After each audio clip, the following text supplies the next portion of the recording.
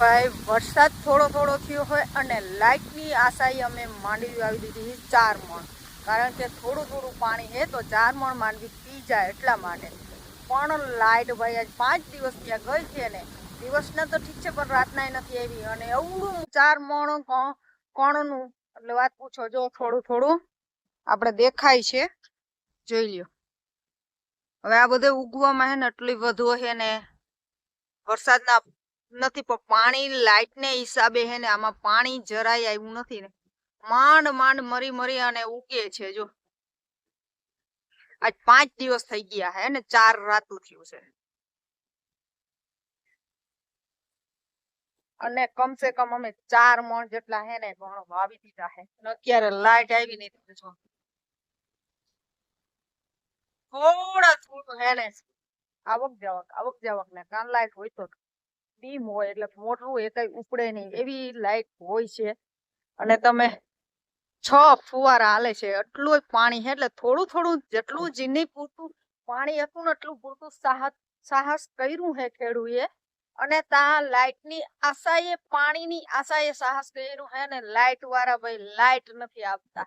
તમારા ગામમાં લાઇટ નો કેટલો પ્રોબ્લેમ છે, આવી જ રીતના પ્રોબ્લેમ છે તો કોમેન્ટ કરજો જરા. એને કોણની શું હે ને હાલત એ તમને વિડીયામાં બતાવું. તો ભાઈ છે કંઈક આયરમાં આપણે જોઈ છે. જો આમ આવા હે ને તમને ઝૂમ કરી દેખાડો. જો આને ખાસ છે ને અત્યારે જોઈ છે પાણી, અને આવા ને આવા પડ્યા છે ભાઈ. કોણ પાણી વગરનું કાંઈ નથી થવાનું.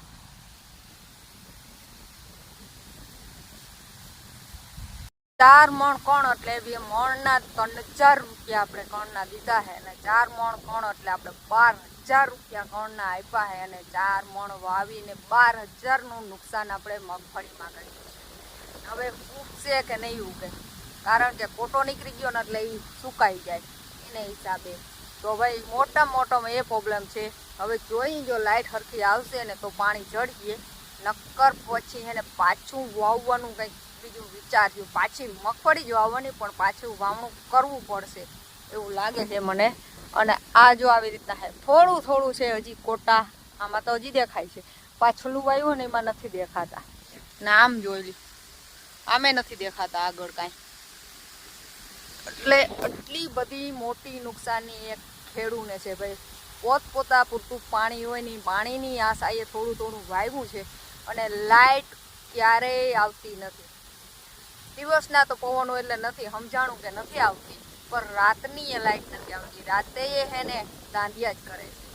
આખી રાત ચાલુ કરવા જવાની મોટર બંધ કરવા બંધ થઈ જાય. હાલતા લાઇટમાં કંઈક ને કંઈક પ્રોબ્લેમ થઈ જાય એટલે મોટર બંધ કરવી જ પડે, કારણ કે કંઈક પણ વાયરમાં ફેર હોય લાઇટમાં એટલે મોટર બળી જાય. બળી જવાના હિસાબે આપણે લાઇટ બંધ કરી દઈએ મોટર, એટલે પીએ નહીં. ના જોજો 5 દિવસ થયા ને હવે આમાં આ જ ફુવારા ચાલુ થયા છે ને હજી 15 મિનિટ થઈ છે, લાઇટ આવી નહીં. ના તો આપણે છેટ હજી વાં સુધી પહોંચાડવાનું છે. હિસાબ કરો 5 દિવસમાં આ જ લાઇટ આવી છે. હવે ઓલે હેઠે પહોંચાડવામાં આપણે કેટલા દિવસ લાગશે? તો કોટો નીકળો હોય ને મગફળીનો એ ફૂંકાઈ જાય. એટલે પછી વિચારીએ હવે જો બરાબર ઉગે તો ભલે ને પાછું વાવે કરવું પડશે. અને એ મોટામાં મોટી ખેડૂતની નુકસાની છે. કોરી માટી છે, જરાય પાણીનો વિનાશનો ભેજ નથી આમાં, તો આ કોણ ઉગે જ નહીં. એટલે ખાસ અત્યારે પાણીની આપણે જરૂર છે. વરસાદ તો ભાઈ આવતો નથી, ક્યાંય દેખાતો નથી, ખાલી જો વાદળા જ દેખાય છે.